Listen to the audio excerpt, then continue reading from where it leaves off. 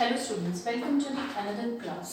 जो इस चैप्टर का लास्ट वीडियो लेक्चर था, in that we have discuss about the digestive system in human beings, जिसमें हमने वेरियस ग्लैंड्स को स्टडी किया था। उनमें कौन कौन से एंजाइम्स प्रोड्यूस होते हैं, वो किसका डाइजेशन करते हैं। एक बार क्विकली रिकैप करने के लिए मैंने इनको ऑलरेडी बोर्ड पे नोट डाउन कर दिया है। देखिए, डाइजेशन कहाँ से स्टार्ट हो जाता है हमारे फूड का? फ्रॉम आवर बक्कल कैविटी, और you can say right from our oral cavity. हमारी बकल कैविटी, ऑरल कैविटी में यहाँ पास में ही 3 pair of salivary glands present होती हैं। They produce digestive enzyme. कौन सा एंजाइम? जो जूस प्रोड्यूस करके उसको क्या बोलेंगे? स्लाइवा। और इसमें एंजाइम कौन सा होगा? कार्बोहाइड्रेट को डाइजेस्ट करने वाला एंजाइम अमाइलेज स्लाइवा के अंदर है, इसीलिए इसको हम स्लाइवरी अमाइलेज भी बोल देते हैं। सेकेंड, बकल कैविटी के बाद फूड किसके अंदर आता है? ईसोफेगस, या जिसको क्या बोलते हैं? Food pipe. उसमें कंटिन्यूअस उसकी मसल्स में कॉन्ट्रैक्शन, रिलैक्सेशन की मूवमेंट होती है, जिसको हम पेरिस्टालसिस बोलते हैं। उसके बाद हमारा फूड किस में एंटर करेगा? Food enters in stomach, J shaped organ. Stomach में स्पेशल ग्लैंड नहीं होती हैं, उसी की जो इनर लाइनिंग होती है, स्टमक की इनर लाइनिंग की जो सेल्स होती है, दे एक्ट एज ग्लैंड। इसीलिए जब हमने बेसिकली ग्लैंड लिखी तो हमने 3 ही लिखी थी। ये ग्लैंड नहीं है, सेल्स ही है जो सिक्रीशन कर रही हैं। उनको नाम क्या दे देते हैं हम? गैस्ट्रिक सेल्स या गैस्ट्रिक ग्लैंड। और ये प्रोड्यूस करती हैं, जो सिक्रीशन ये बनाएंगे उसको हम क्या बोलेंगे? Gastric juice. और बेसिकली इसमें मैंने आपको 3 टाइप की सेल्स बताई थी। कौन सी? गॉबलेट सेल्स, जो क्या प्रोड्यूस करेंगी? म्यूकस प्रोड्यूस करेंगी। कुछ चीफ और पैप्टिक सेल्स थी, they will produce pepsin and rennin produce करती है। और कुछ अदर सेल्स होती है, ऑक्जेंटिक पैराइटल सेल, वो क्या प्रोड्यूस करती है? दे प्रोड्यूसेस HCl। वो क्या करेंगी? HCl प्रोड्यूस करेंगी। क्या फंक्शन था? HCl क्या करेगा? ये जो एंजाइम्स होते हैं, हमने किया था इनएक्टिव फॉर्म में सिंथेसाइज होते हैं, HCl इनको एक्टिवेट करेगा इन द फॉर्म रेनिन और पेप्सिन में। म्यूकस क्या करता है? स्टमक की इनर लाइनिंग, जो सॉफ्ट लाइनिंग है, उसको HCl से कोरोड होने से बचाता है। नेक्स्ट, स्टमक के बाद फूड किसके अंदर आएगा? Small intestine. और स्मॉल इंटेस्टाइन के भी कौन से पार्ट के अंदर आ रहे हैं? दैट इज डोडेनम पार्ट में। किस में एंटर करेगा? डोडेनम पार्ट में। अब डोडेनम पार्ट में 2 ग्लैंड की सिक्रीशन आती है, लिवर और पैंक्रियास। लिवर का जो डाइजेस्टिव जूस होता है उसको क्या नाम देते हैं हम? Bile juice. And bile juice does not contain any enzymes. में कोई एंजाइम्स नहीं होते हैं। एमसीक्यूज में बहुत बार पूछा जाता है, बाइल जूस में कोई एंजाइम नहीं होगी। क्या करेगा ये? लास्ट लेक्चर में बताया था मैंने आपको, क्या करेगा? Emulsification of fat, and second, changes the medium of food from acidic to alkaline। Medium क्या बना देगा? फूड का अल्कलाइन बना देगा, ताकि इस पे पेनक्रियास के एंजाइम काम कर सके। पेनक्रियाटिक जूस में कौन से एंजाइम होते हैं? ट्रिप्सिन, अमाइलेज और लाइपेज। ट्रिप्सिन क्या करेंगे? जो प्रोटीन के मॉलिक्यूल बच गए हैं उनको स्मॉलर में कन्वर्ट करेंगे। अमाइलेज किसके ऊपर काम करेगा? कार्बोहाइड्रेट्स पे। और लाइपेज फैट के ऊपर काम करता है। नेक्स्ट, स्मॉल इंटेस्टाइन की सेल्स भी कुछ सिक्रीशन प्रोड्यूस करती है, उसको हम बोलते हैं इंटेस्टिनल जूस। और इंटेस्टिनल जूस में बहुत सारे एंजाइम होते हैं, हमारे कोर्स में नहीं है वो क्या करेंगे? फूड का कंप्लीट डाइजेशन करेंगे। जैसे इसके अंदर माल्टेजेस, सुक्रेजेस, प्रोटीएजेस, पेप्टाइडेस, बहुत सारे सेवरल एंजाइम्स होते हैं जो फूड का कंप्लीट डाइजेशन करेंगे। और फूड के कंप्लीट डाइजेशन के साथ ही कार्बोहाइड्रेट्स किस में कन्वर्ट हो जाएंगे?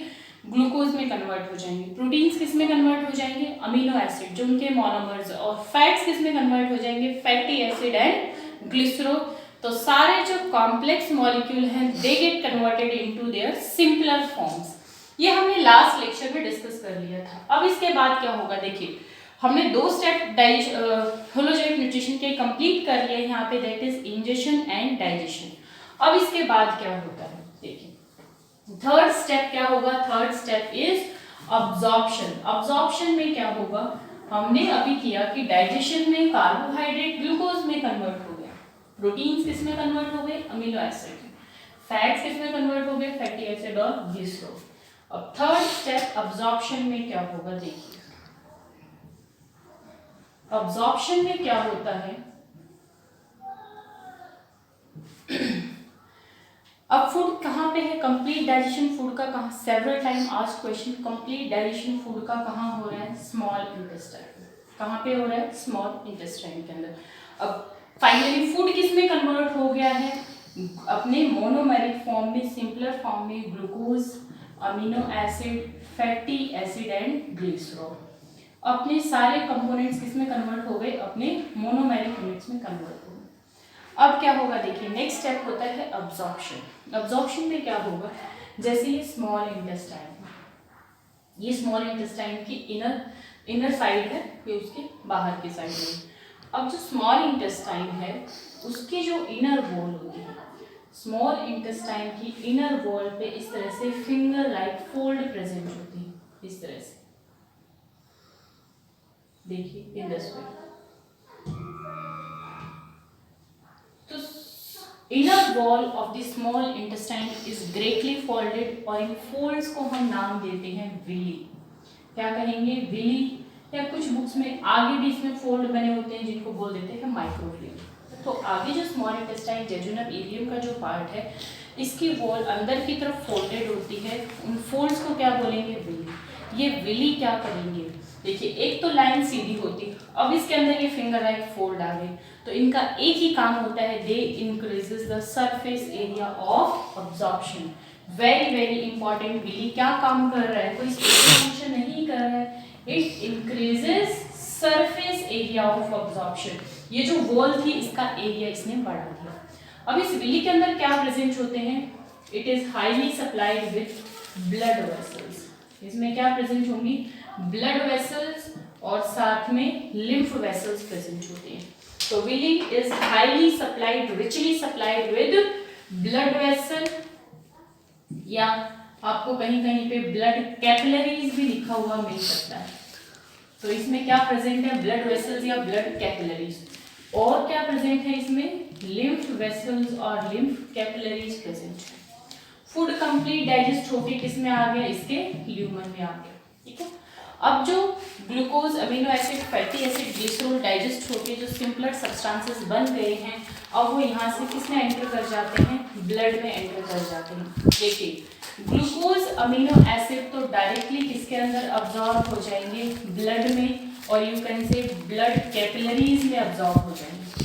ब्लड कैपिलरीज में ब्लड भरा हुआ होगा, उसमें अब्जॉर्ब हो जाएंगे। पहले तो higher to lower concentration simple diffusion से जाएंगे, फिर जो बच जाएगा ग्लूकोज वो एक्टिवली ट्रांसपोर्ट हो जाएगा। पूरा ग्लूकोज किसमें चला, पूरा ग्लूकोज अमीनो एसिड किसमें चले जाते हैं, ब्लड के अंदर चले जाते हैं।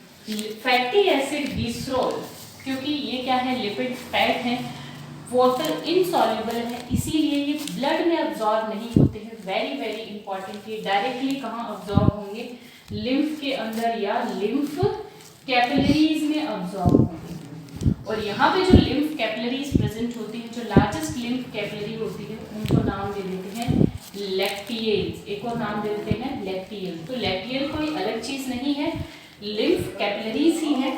लिम्फ क्या होता है, ये हम सर्कुलेटरी सिस्टम में मैं आपको डिटेल में करवाऊंगी।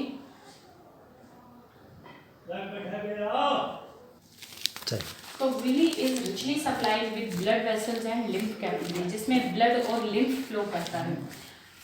ग्लूकोज, फैटी एसिड डायरेक्टली किसमें अब्जॉर्ब हो जाएंगे, ब्लड के अंदर। फैटी एसिड, ग्लिसरॉल किसमें अब्जॉर्ब हो जाएंगे, लिम्फ में या लिम्फ कैपिलरीज में अब्जॉर्ब हो जाएंगे। और लार्जेस्ट लिम्फ कैपिलरीज या इसमें विली में जो लिम्फ कैपिलरीज होते हैं, तो ये जो सब्सटेंसेस हैं डायरेक्टली अब्जॉर्ब होकर किसमें एंटर कर जाएंगे, ब्लड और लिम्फ में एंटर कर जाते हैं। फिर तो ये हमारा थर्ड स्टेप हो गया, दैट इज अब्जॉर्प्शन। जो कॉम्प्लेक्स सब्सटेंसेस सिंपल में कन्वर्ट हुए थे, अब यहाँ उनका क्या हो गया, absorption. Very very important question यहाँ से इसमें यह आता है कि विली क्या होते हैं और इनके क्या फंक्शंस होते हैं। और सेकंड इसमें क्वेश्चन यह आता है कि ग्लूकोज, अमीनो एसिड्स कौन से कंपोनेंट में, सर्कुलेटरी सिस्टम के कौन से कंपोनेंट में, दैट इज ब्लड में अब्जॉर्ब होंगे, और फैटी एसिड, ग्लिसरॉल किस में अब्जॉर्ब होंगे, लिम्फ के अंदर अब्जॉर्ब होंगे। अब देखिए हमने कंप्लीट डाइजेशन किस में हो रहा है, स्मॉल इंटेस्टाइन में। कंप्लीट अब्जॉर्प्शन भी कहाँ होता है, स्मॉल इंटेस्टाइन में। और स्मॉल इंटेस्टाइन का अगर आपसे पार्ट पूछा जाए तो कौन सा पार्ट होगा, दैट इज जेजुनम। कौन से पार्ट, जेजुनम। स्मॉल इंटेस्टाइन के 3 पार्ट किए थे हमने, डोडुनम, जेजुनम, इलियम। देखिए अब्जॉर्प्शन, जेजुनम, इलियम में भी अब्जॉर्प्शन होता है इन लिटिल अमाउंट, लेकिन जो मेजर अब्जॉर्प्शन है और you can say maximum absorption of food takes place in jejunum part of the small intestine. Maximum absorption कहाँ पे होगा? जेजुनम पार्ट में। अब ये जो कंपोनेंट्स ब्लड में आ गई हैं, ब्लड इसको सारी बॉडी में सर्कुलेट कर देगा। That is next step, that is assimilation. Just a minute. अब ये कंपोनेंट्स किस में हो गए? ब्लड में अब्सॉर्ब हो गए। ये सब कहाँ हो गया? स्मॉल इंटेस्टाइन के अंदर हो गया। अब देखिए, अगर आपको स्ट्रक्चर याद हो तो मैं सिर्फ जो लास्ट वाला जो पार्ट है वही ड्रॉ कर रही हूँ, ऊपर का पार्ट नहीं कर रही हूँ।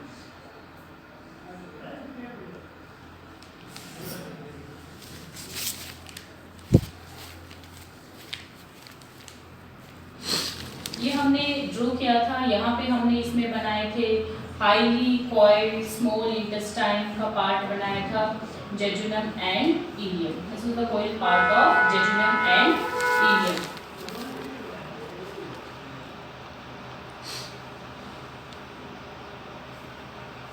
देखिए, यहाँ डोडिनम था, जेजुनम इलियम। जेजुनम इलियम में क्या हो गया? अब्जॉर्प्शन हो गया। इसके बाद फूड किस में एंटर करेगा? Food enters in large intestine. Food किसके अंदर आएगा? Large intestine. और लार्ज इंटेस्टाइन के भी मैंने आपको 3 पार्ट बताए थे, that is caecum, colon and rectum. Caecum, colon and rectum. अब इसमें क्या होता है? देखिए, फूड किसके अंदर आया है? सीकम, कोलोन और रेक्टम। सीकम के साथ ही एक छोटा सा फिंगर लाइक प्रोजेक्शन प्रेजेंट होती है, जिसको हम बोलते हैं वर्मीफॉर्म अपेंडिक्स। ये वर्मीफॉर्म अपेंडिक्स क्या है? This is a lymphoid tissue. ये एक लिम्फॉइड टिश्यू है। ह्यूमंस में ये काम नहीं करता है, ह्यूमंस में ये वेस्टिजियल ऑर्गन है। अब फूड लार्ज इंटेस्टाइन में आ गया। लार्ज इंटेस्टाइन में क्या होगा? देखिए, फूड के कंपोनेंट्स तो स्मॉल इंटेस्टाइन में अब्सॉर्ब हो गए। अब फूड में जितना भी वाटर एंड मिनरल बचा था, that all is absorbed.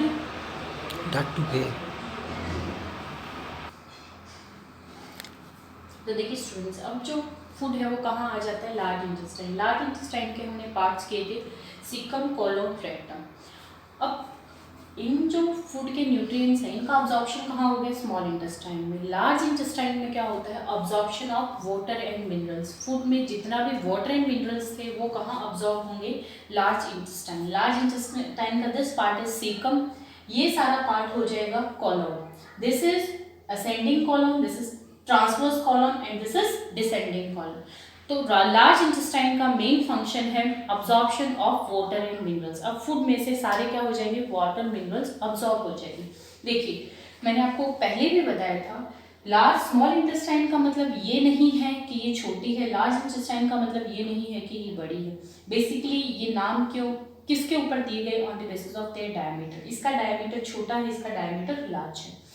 Second thing, जो हर्बीवोर्स होते हैं उनमें क्योंकि सेल्यूलोज वगैरह प्लांट प्रोडक्ट्स होते हैं, उनको डाइजेस्ट करने में टाइम ज़्यादा लगता है, तो उनमें स्मॉल इंटेस्टाइन ज़्यादा लंबी होती है।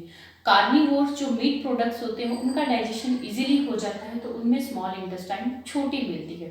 तो सेवरल टाइम क्वेश्चन आता है कि आपको ऑप्शन दिए होंगे लार्ज स्मॉल इंटेस्टाइन किसमें मिलेगी? हर्बीवोर्स के अंदर। तो लार्ज इंटेस्टाइन में क्या होगा? वाटर एंड मिनरल्स का अब्जॉर्प्शन हो गया। अब फूड फाइनली कहाँ पे एंटर कर जाता है? जो लार्ज इंटेस्टाइन का लास्ट पार्ट है, दैट इज रेक्टम। अब रेक्टम क्या करता है?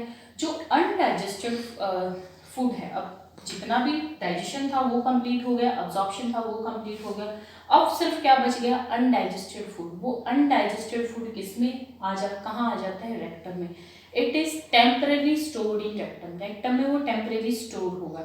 रेक्टम की जो ओपनिंग होती है उसको हम बोलते हैं एनस, दैट इज एनस। और यहाँ पे एक स्फिंक्टर होता है जिसको हम कहेंगे एनल स्फिंक्टर। क्या नाम देंगे? Anal sphincter. तो अनडाइजेस्टेड फूड रेक्टम में टेम्परेरी स्टोर होगा, through anus it is expelled out of the body, और इसको रेगुलेट कौन करेगा? Anal sphincter. ये हमारा लास्ट स्टेप हो जाएगा, दैट इज इजेशन। तो अभी तक बेसिकली हमने क्या देख लिया? थर्ड स्टेप देखा, अब्जॉर्प्शन। फोर्थ स्टेप कौन सा होता है हमारा? एसिमिलेशन। एसिमिलेशन में क्या होगा? जितने भी न्यूट्रिएंट सब स्मॉल इंटेस्टाइन में अब्जॉर्ब होकर ब्लड में आए थे, ये सब सारी बॉडी में सर्कुलेट कर दिए जाएंगे और बॉडी इसको यूज कर लेती है, that is assimilation. And the last step is, fifth one is egestion. Egestion में क्या होगा, जो अनडाइजेस्टेड वेस्ट है that is expelled out of the body through the anus and it is regulated with the help of anal sphincter. इसको कौन regulate करता है, anal sphincter regulate करता है। तो this is the basic about human digestive system. आपकी NCERT में एक और टर्म दी है, उसको और मैं एक्सप्लेन कर देती हूँ, जो हमारे यहीं पे that is related to our digestive system, that is dental caries. Dental caries क्या होता है, देखिए हमारे जो टीथ हैं, जैसे ये हमारा मैं एक टीथ बना रही हूँ, ठीक है, ये सॉकेट के अंदर प्रेजेंट होते हैं अंदर, जिसको इसीलिए हम इनको बोलते हैं थिकोडॉन्ट। इसके जो आउटर सब्सटेंस होता है जिसको कवर करता है उसको बोला जाता है इनेमल। इनेमल ये कोई सेलुलर लेयर नहीं है, इट्स अ सब्सटेंस। तो टीथ की जो आउटर कवरिंग होती है उसको क्या बोलते हैं, इनेमल। और इसके अंदर जो केमिकल होता है उसको बोलते हैं दिस इज डेंटाइन। अंदर की जो लेयर होगी उसको क्या बोलेंगे, डेंटाइन। और सबसे अंदर जो होता है उसको बोला जाता है पल्प या पल्प कैविटी बोलते हैं।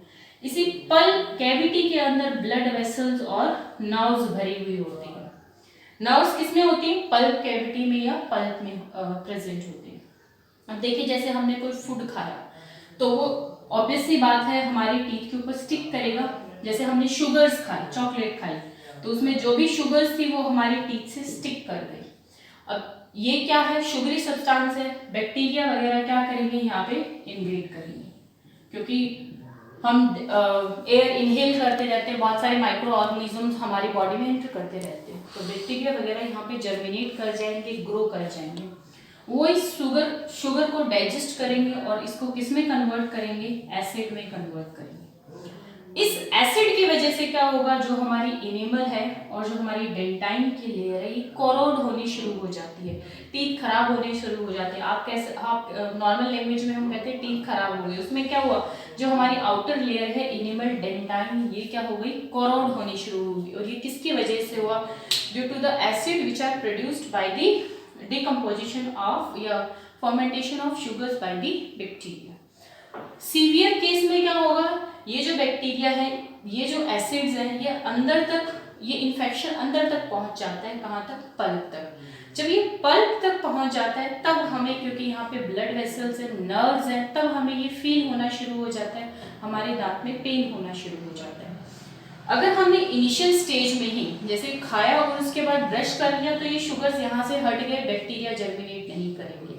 लेकिन अगर हम खाने के बाद ब्रशिंग नहीं करते हैं, बैक्टीरिया जर्मिनेट करते हैं, पहले इनेमल डेंटाइन को क्रोड करेंगे, फिर अंदर फाइनली इन्फेक्शन कहाँ पहुँच जाता है, पल्प, और फिर टीथ में पेन होना शुरू हो जाता है। तो इसको हम क्या कॉमन लैंग्वेज में जो इसको हम क्या बोल देते हैं, we call it as dental caries, जिसमें हमारा इनेमल और डेंटाइन की कोरोजन हो रहा है ड्यू टू बैक्टीरिया। तो this is all about the digestion in human. जो नेक्स्ट हमारा वीडियो लेक्चर होगा, in that we will start the next system of the humans, that is respiratory system. Till then आप इसको अच्छे से read कीजिए।